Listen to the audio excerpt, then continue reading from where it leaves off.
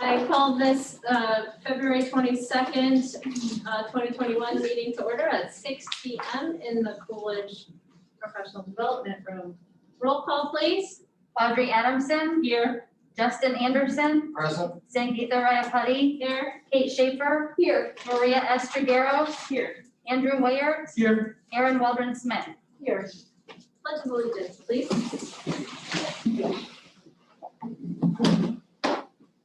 I pledge allegiance to the flag of the United States of America and to the republic for which it stands, one nation, under God, indivisible, with liberty and justice for all. Okay, we have several things to pull from the, oh, sorry, I'm not there yet. Approval of minutes. Excuse me. I need to approve the minutes of the open session of the regular Board of Education meeting of February 8th, 2021. So moved. Is there a second? Second. All in favor?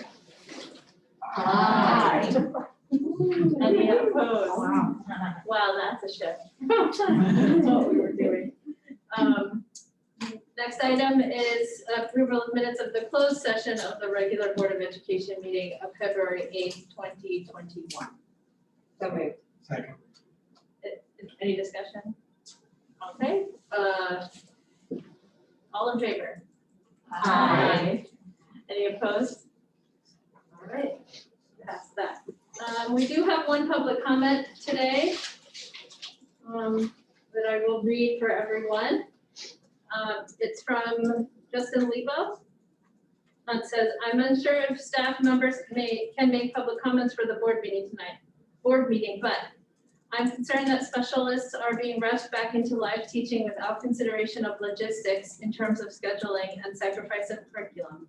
In addition, the IDPH has specific guidance for teaching music safely that I'm concerned I will not be able to maintain in my small room. So that is public comment for tonight. We have moved to our consent agenda, and that is where we have several things to pull. The first thing needs to be amended is agenda item A.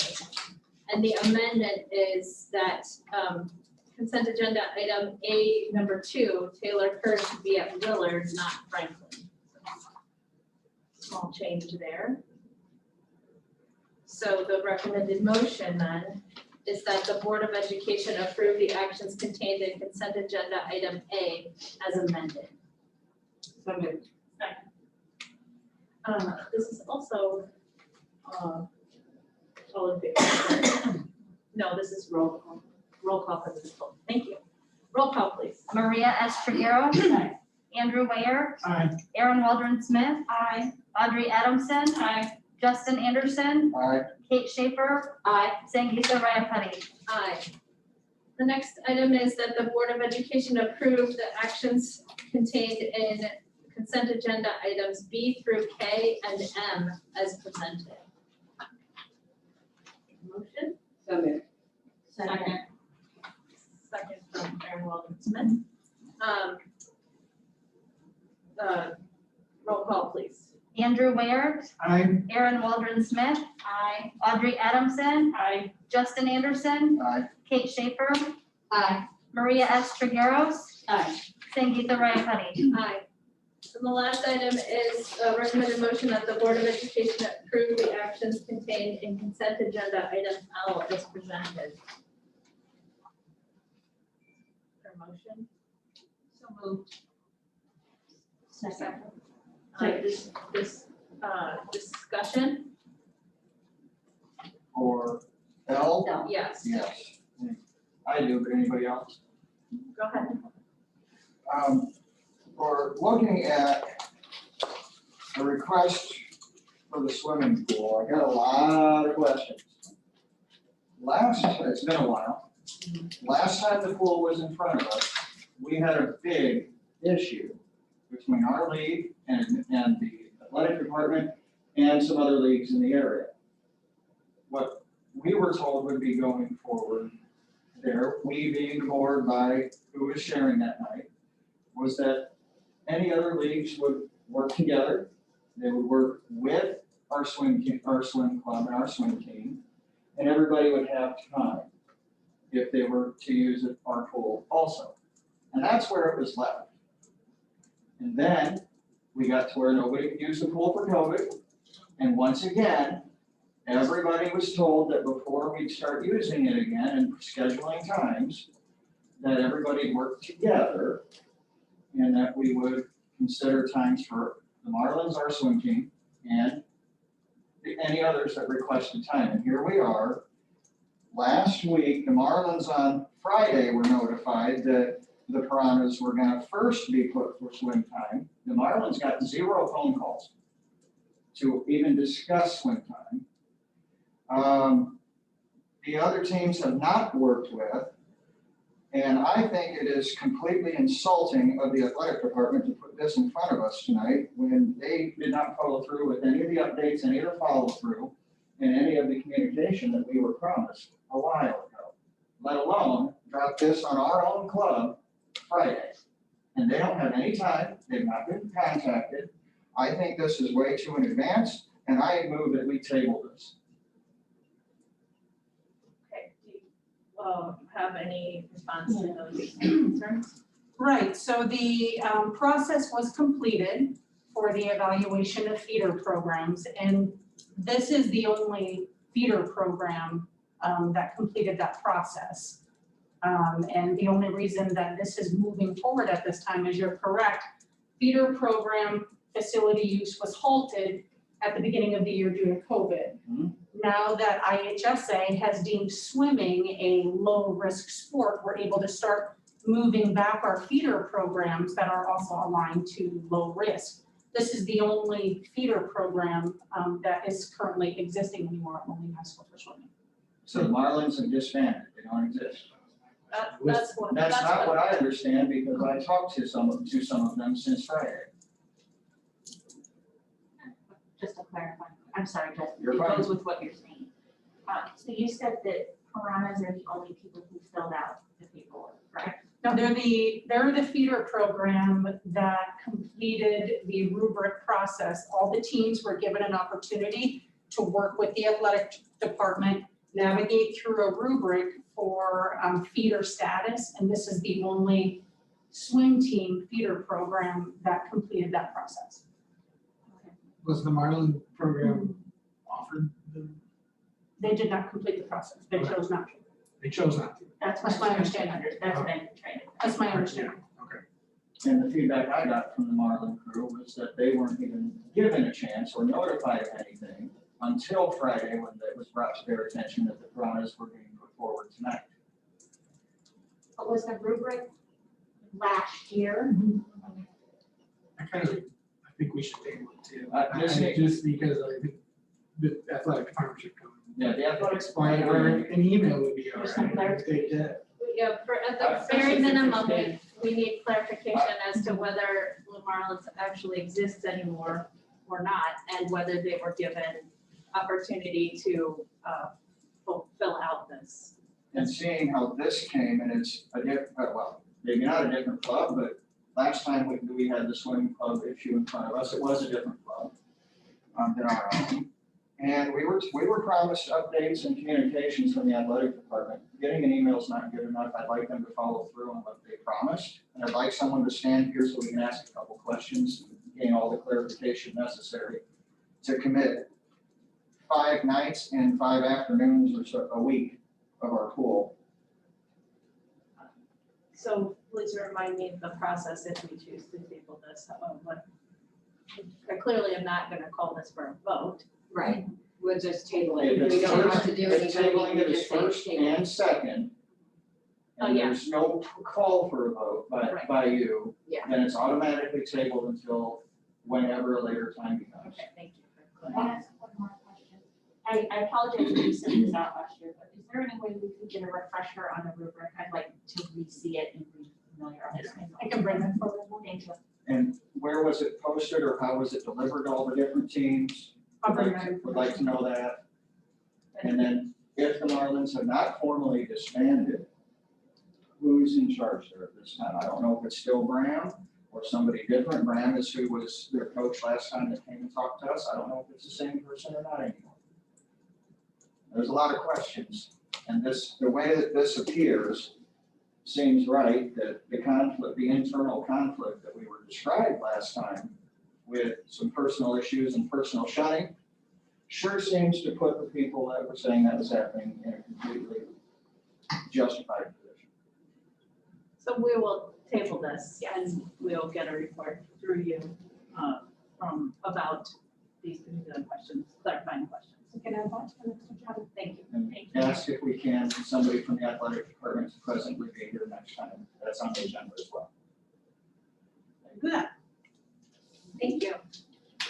That concludes that portion of the consent agenda, item number 5. Moving to number 6. We have a recommended motion that the Board of Education approve the resolution to adopt the teachers' retirement system of the state of Illinois supplemental savings plan by entering into an employer participation agreement between the teachers' retirement system of the state of Illinois and the employer. Is there a motion? So moved. Second. Discussion? Hearing none, roll call please. Justin Anderson, Aye. Kate Schaefer, Aye. Maria S. Trigueros, Aye. Andrew Wayert, Aye. Aaron Waldron Smith, Aye. Audrey Adamson, Aye. Sangeetha Rayapati. Aye. Moving on to number 7, the recommended motion that the Board of Education approve the amendment to the joint agreement and pass the resolution as presented. So moved. Is there a second? Second. Discussion? Hearing none, roll call please.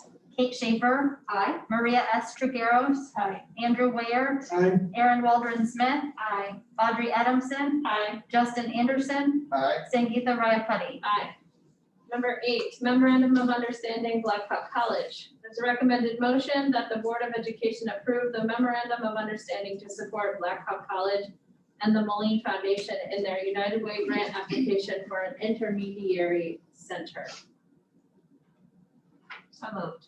Second. Seconded by Mr. Ware. Any discussion? Hearing none, roll call please. Maria S. Trigueros, Aye. Andrew Wayert, Aye. Aaron Waldron Smith, Aye. Audrey Adamson, Aye. Justin Anderson, Aye. Kate Schaefer, Sangeetha Rayapati. Aye. Dr. Savage, Superintendent's report. Okay. We have 2 fundraiser projects that I just wanted to bring to your attention. There is a project at Logan Elementary and a project at Hamilton Elementary. They've completed the fundraiser process and have navigated the planning. Logan is planning for an outdoor learning environment, and Hamilton is planning for a paver patio project that they can also use as an outside resource. The Hamilton project will be by the gym, that north entrance, and Logan Elementary School will be, if you're kind of facing the front entrance, off to the right by the tree. So both of these projects have been school generated, and they've raised the funds to properly complete those projects and be a nice improvement to their learning environment. Moving on, we're slated to host the second round vaccination clinic this Saturday, pending receiving the doses. We're also making Morton available on Sunday if community healthcare needs it to conduct the makeup clinics that they were unable to have this past weekend. As you recall, we had about 250 staff from this past weekend that were slated to get their second dose, but due to frigid temperatures, I'm understanding shipping was delayed across the country. I'm praying for better luck this coming weekend and hope to be able to get all 650 to 700 of our staff fully vaccinated. And that gives our plan to increase in-person learning beginning next week a much greater chance for success and to minimize any chance of going backwards. That being said, by the end of this week, our planning should be complete for the remainder of the year, barring any big, huge additional changes regarding in-person learning. As you recall, we chose to prioritize our youngest learners first. So all in-person elementary students will be able to begin attending 4 days per week, beginning next Tuesday, March 2nd, keeping the same dismissal time as now for the 3 weeks in March leading up to spring break. And I did ask Principal Landon to join us tonight just to give a few remarks. Jane Adams went first and sort of paved the way and started a few days early as sort of an instructional pilot. We've had a lot of leadership present in the building and have really been monitoring the situation.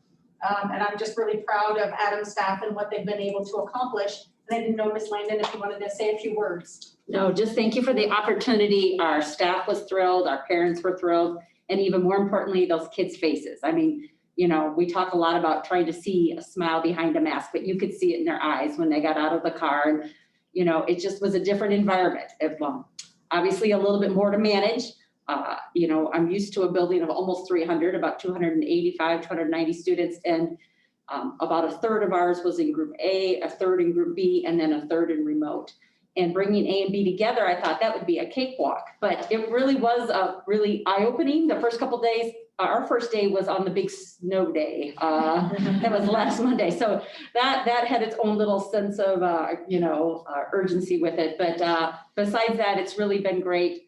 And we appreciate the opportunity. And I know that the other schools will do great getting everybody on board. So I don't know if you have any questions about the process or how. I do. I just wondered, how did the kids manage being back around more students? Great. They did a great job with that.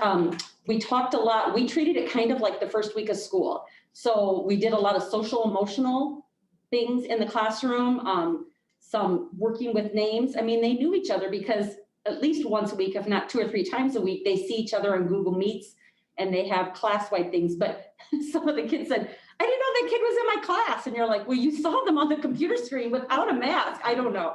But, you know, elementary school, you have to roll with it. But no, they did really well. And we really reinforced, I know some of the people have been to our building and teachers have gotten very clever with how we've done the spacing on the floors and the movement. But I mean, it's almost like a choreographed dance. When it's time to exit the room, they all stand and go to these positions and we all move clockwise around the room. And it's really, really cute. If you want to stop, please do. There's one teacher who does Follow the Yellow Brick Road and she sings it and the kids all have little yellow bricks and they know how to get in and out of the room safely. The hallways have little spots and the kids have really adapted. You know, they're really resilient. So I have a follow-up question too, then for both of you. What's the process for sharing your lessons learned and your experiences with the other principals and teachers? So last Thursday, we had a principal meeting and Teresa was able to speak to her colleagues.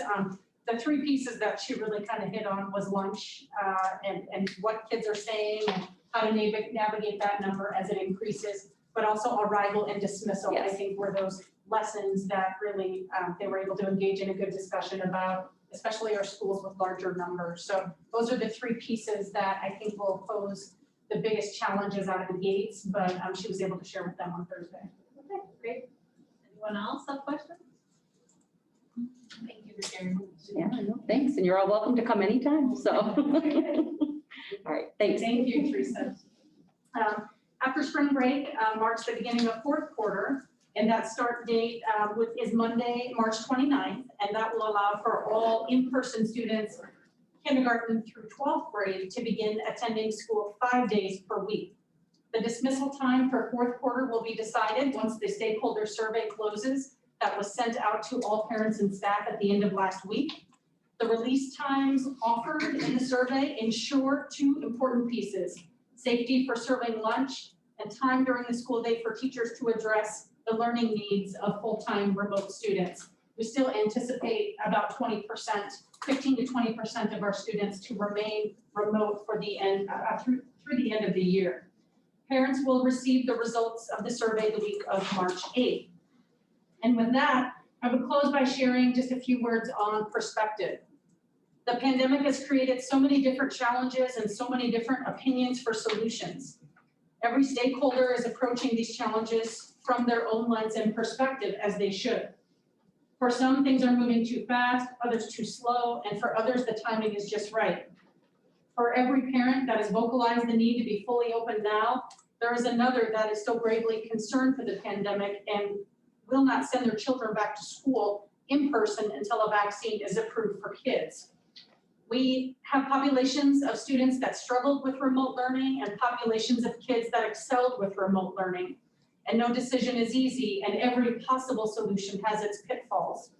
While we know no plan for the remainder of the year will please all stakeholders or meet every individual schedule, need, or barrier, our timeline for increasing in-person learning stayed true to the decision-making metric that was established, stayed true to parent choice, and stayed true to keeping people safe. And lastly, stayed true to making calculated and measured steps toward improvement as conditions of the pandemic began trending in the right direction. And lastly, I just wanted to give a thank you and continued words of encouragement to our parents, students, teachers, support staff, and administrators for all of their hard work and dedication. And we are beginning to come out of this thing, and that is a really good feeling. Thank you very much. I do have a question about that. With regard to the secondary coming together, I was under the impression that space was at a premium already with the numbers that are in A and B. I didn't see an option on the survey, parent survey for A in the morning, B in the afternoon kind of thing, but is that still part of the decision-making process? Or because you've said they're gonna go back now 5 days a week. That option was considered for quite a long time. It was actually vetted through all the way to almost making it on the survey, if you will. But when it came down to implementation, it did not allow enough time in the middle for lunch to be served with the incoming group and the outgoing group, or time for teachers to address remote learners. It also cut the class period down significantly to where the students were actually losing in-class time for the 3 periods at high school and 4 periods for middle school.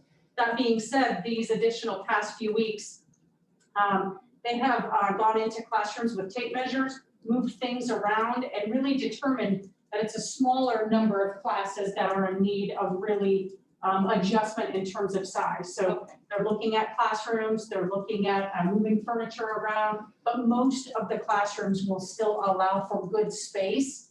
And teachers are in that process right now of navigating how things will fit in their classroom.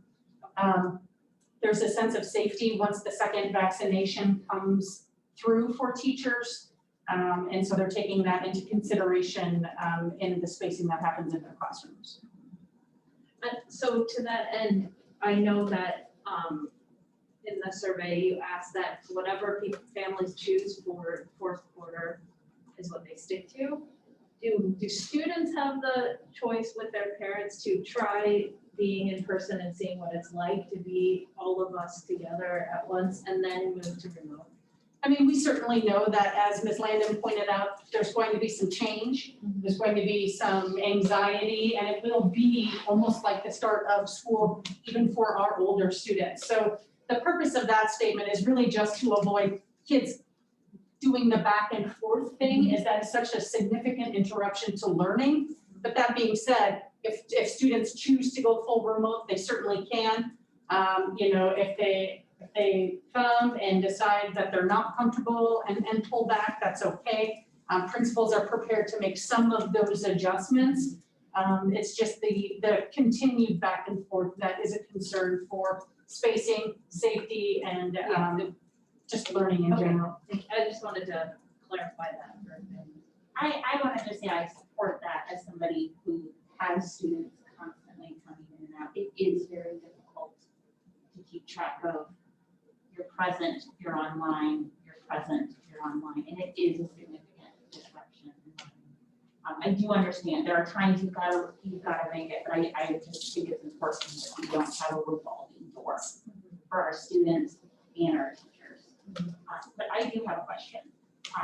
So when we're all back in and on our new schedule to address the special concerns, what are we doing? Like, what are we doing? The comment we heard Yes, was, what yeah, are we maybe doing? So I think it depends on how the elementary survey ends up. I can ask Dr. Cribble to jump in if there's any particular questions on that. They're still working through it. There's some additional time, there's another 5 weeks for them to work through this. I think if the midday dismissal time stays, they have a plan and that's working because that's what they have been doing. I believe one of the options has a day extended a little while longer, and those are the time periods that they're working through. The issue is specialist teachers are shared among buildings, and that's what's causing the scheduling challenge, if you will. So they're working through it. Some may have face-to-face, some may be remote and might look different from building to building, but that's what they're currently working on. I don't know if Dr. Cribble, if you wanted to add anything or if I. No, but that's right on. We're working through scenarios for both situations and we're doing some mock scheduling right now. We're meeting tomorrow to discuss what our progress is up to this point. So I feel confident we'll be ready for either choice. So my second question is, they have not been delivering full art instruction, full music instruction throughout the year, correct? I believe when you say full, do you mean in person? Like have they been doing actual full art class, full library class, like they would if they were in the building? I think it's been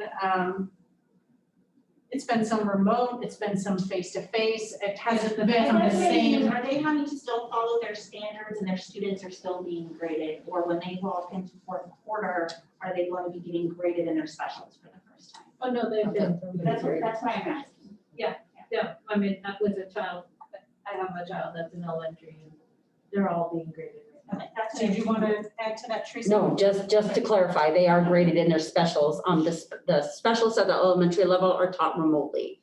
And they're a part of the hub, and the children are doing those when they go home. And that's the expectation because there's not enough hours in the day for the direct instruction. We didn't want to compromise the specialists going And be from. like, hey, fourth quarter, Right. now you're doing this. So. No, I would say though that the public comment with regard to safety standards and with things like singing and playing certain instruments, that it is a real thing. And so space continues to be an issue. So how I understand that it's the scheduling that's bigger in front of us, but there is a point to aerosol stuff. And I live that every day. So for the students that are making a choice to stay fully remote, then all the iterations have changed throughout the year in terms of what things would look like. And right now there's that opportunity for being synchronous with your classmates, even if that. What does that look like for those fully remote? Are the teachers going to be continuing offering things? Can both of them tell us at the same time or switching back to kind of how it was initially with those that are fully remote, just having more support services?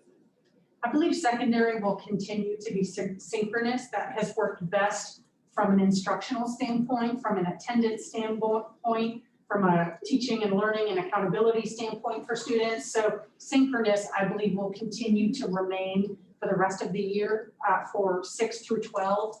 I believe it's recommended to parents at the elementary level to have their students log in during the class. But that being said, there's some unique family situations at the elementary level that would make it difficult for that to be mandatory. But that synchronous level at the secondary really should make things level just in terms of when students are getting the instruction, when they're logging in and things like that. I have one more question. So the teachers are doing their second round, and I know they get their day just in case, the world, they all get sick. But if it continues on, do we have enough sub? I know the answer to this question. We do not have enough sub. But plan. I know the answer. But so can the kids do asynchronous learning that day, or is the teacher going to be trying to teach while dying? Is basically what I'm getting at. Those are the other two choices. We are going to revisit this in our leadership team this week and just plan for the contingency for the contingency. We're hearing things all over the map from, as you so eloquently said, dying to In quotes, please. we want to be prepared, so we will do our best to be prepared. We would not be able to have subs for this many people. So we will just Nor do kind I of expect that. have a couple of options, right? we'll have to be very much in tune with our staff and monitor and request communication so that we can be as prepared as possible. But I mean, we have remote learning as an option. I know it's less favorable as the days go on, but I mean, if there aren't enough adults in the building for safety and supervision, that's an option. We also still have one more remote learning planning day that was given to us by the State Department of Ed. So we'll try to have some of those things laid out in a contingency plan and hope that the one day will be sufficient. Anything else from the board, discussion items? No? Okay, then we will move to financial reports. I've given you a lot. November was closed out. December, we didn't have a board meeting. And then January, normally we share with you the end of year December, but that's always late. So I threw all the summaries together and you had them in your report. The end result is, hey, we're doing real good. If you have any questions, let me know. Thank you.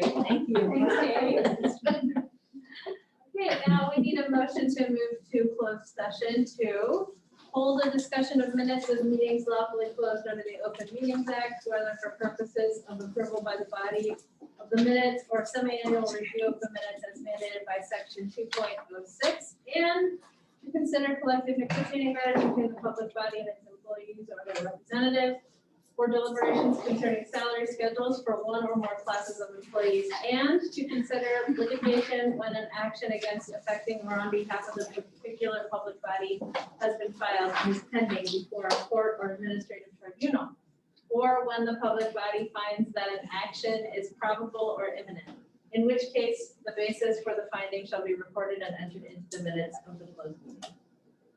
So. Second. Okay, so please start over. So moved. So moved, Erin Walden-Smith. Seconded by Kate. All in favor? Aye. Any opposed? Okay, we move to closed session. Yeah. Do you need me to come up there? It's not recorded, Now it's not. then we're good. No, it wasn't. I just didn't want to like have to erase. It's all fine. Okay, so I need a motion to return open session. So moved. Second. All in favor? Aye. Motion, I need a motion to adjourn. So good. Second. All in favor? Aye. See you in 2 weeks, everyone. Point of order, Yes? opportunity to oppose. Oh, sorry. All in favor, if you want me to say. All in favor is fine, but Yes. saying all opposed is a Any parliamentary opposed? requirement. That's right, we did that earlier in the meeting. So point of order on adjournment. Let me start that over. I need a motion to adjourn. So moved. Okay. All in favor? Aye. Any opposed? Not hearing none, we're adjourned.